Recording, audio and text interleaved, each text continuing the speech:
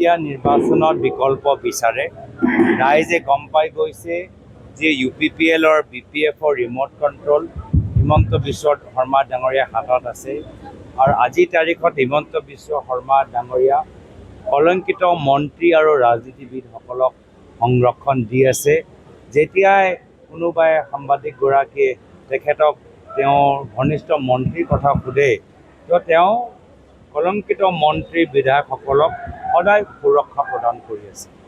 এই গৰু চোৰৰ কাণ্ডৰ লগত সম্পৰ্ক থকাই হওক বা ডাঙৰ 200 কোটি টকীয়া শীৰ্ষ মহল 5 ষ্টাৰ ঘৰ বনোৱাই হওক বা কোনোবাই যদি অবৈধভাৱে বাগান বনাই কিনিছে বা মাটি লৈছে, সেই ক্ষেত্ৰতো তেওঁ বাৰম্বাৰ সুৰক্ষা প্ৰদান কৰি আছে। আৰু সেইকাৰণে আজি মানুহে এটা বিকল্প হিচাপে কংগ্ৰেছক আদৰিছে। যিহেতু বিলাসীবাগ আজি অবৈধ বেদখলকাৰীৰ ওপৰত উচ্ছেদ চলোৱা হৈছে, মছজিদ পৰ্যন্ত ভাঙি দিয়া হৈছে, কি ক'ব? তেওঁলোকে এই যে বাতৰি যে ওলালে কোনোবা এজন মন্ত্ৰী একেদিনৰ ভিতৰত 40 বিঘা মাটি লৈছে বেলেগ বেলেগ ঠাইত, সেইখিনিৰ ওপৰত তদন্ত নকৰে, সেইখিনিৰ ওপৰত তদন্ত নকৰিব। এতিয়া ক'ৰবাত যে আমি গম পাই গৈছোঁ যে এজন কোনোবা পৰিবাৰে আজি তেওঁলোকে ফ্লাইঅভাৰ কাষত আকৌ মাটি কিনিছে, সেইখিনিৰ ওপৰত তদন্ত নকৰিব। তো বুলডোজাৰ চলিব দুখীয়া মানুহৰ ওপৰত। আৰু বিজেপি পালি নেতা আজি যিসকলে নিজেই PGR VGR মাটি দখল কৰিছে, তেওঁলোকৰ কাৰণে এইখন চৰকাৰে একদম ফ্ৰী হেণ্ড দিছে, মুকলি কৰি দিছে। আপোনালোকে খবৰ লওক, কিমান জিলাৰ ভিতৰত বিজেপি দলৰ বিধায়ক পালি নেতা আজি নিজেই PGR VGR মাটি দখল কৰিছে। তেওঁলোকৰ ওপৰত বিজেপিয়ে নিজৰ কৰ্মীখিনিক মাটি লুট, পইচা লুট, গৰু লুট, তাৰ কাৰণে গোটেই তেওঁলোকে দুৱাৰ মুকলি কৰি ৰাখিছে। সমলক্ষণে কৈছে যে আপুনি অফিচিয়েল ৰাজনীতি কৰে, ৰাতিপুৱা 10 বজাৰ পৰা সন্ধিয়া 5 বজালৈ ৰাজনীতি কৰে। কোনে কৈছে? সমলক্ষণে কৈছে। এতিয়া চবৰ কথা কৈ থাকিলে তেতিয়াতো বিজেপি ভিতৰত চব বিধায়ক মন্ত্ৰী চবৰে উত্তৰ দি থাকিলেতো গোটেই দিন ইয়াতে গুচি যাব। ছাৰ, অন্য এটা কথা সুধিব যে এটা সংখ্যালঘুৰ ওপৰত বিজেপি চৰকাৰে অত্যাচাৰ চলাইছে নেকি?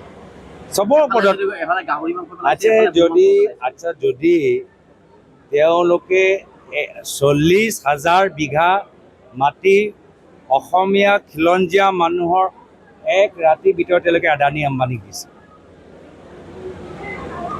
আজি BTR অঞ্চলত তেওঁলোকে কিমান বিঘা মাটি মানুহক দিব পাৰিছে, কিমান মানুহক তেওঁলোকে ম্যাদী পট্টা দিছে, তাৰ হিচাপ দিয়কচোন।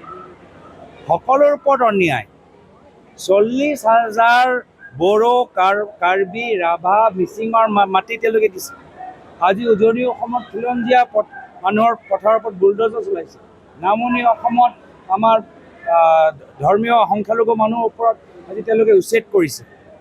তো সকলো সমাজৰ প্ৰত্যেক শ্ৰেণীৰ লগত আজি সাংবাদিকৰ ওপৰত তেওঁলোকে প্ৰহাৰ কৰা নাই নেকি? কাক এৰি দিছে?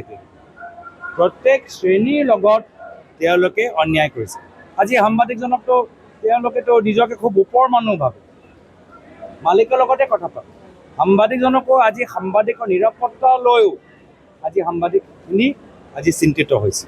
UPPL আৰু যিহেতু বিজেপি কেন্দ্ৰত, ৰাজ্যত আৰু পৰিষদ আছিলে, তাৰপিছতো কিন্তু মুখ্যমন্ত্ৰীয়ে গোটেই পৰিষদ ঘূৰিছে আৰু কৈছে যে আমি অকলেই খেলিম। এই কথাও কিন্তু আপোনালোক প্ৰত্যক্ষ কৰিলে সেই সময়ত কংগ্ৰেছে যদিও BPFলত তেখেতসকলক এৰি দিছিলে, কমিশ্যন লৈছিলে। মুখ্যমন্ত্ৰীয়ে কৈছিলে কি কৈছে যে আপোনালোকে কমিশ্যন লৈছিলে কংগ্ৰেছে আৰু BPFক এৰি দিছিলে গোটেই লুটপাট কৰিবৰ কাৰণে।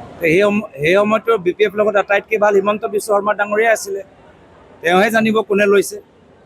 সেই সময়ত যি সময়ৰ কথা কৈছে, তেওঁতো কংগ্ৰেছত আছিলে আৰু আটাইতকৈ ভাল সেই সময়ত BPFৰ নেতৃত্বৰ লগত হিমন্ত বিশ্ব শৰ্মা ডাঙৰীয়া আছিলে। তো তেওঁহে জানিব কমিশ্যন ক'ত কোনে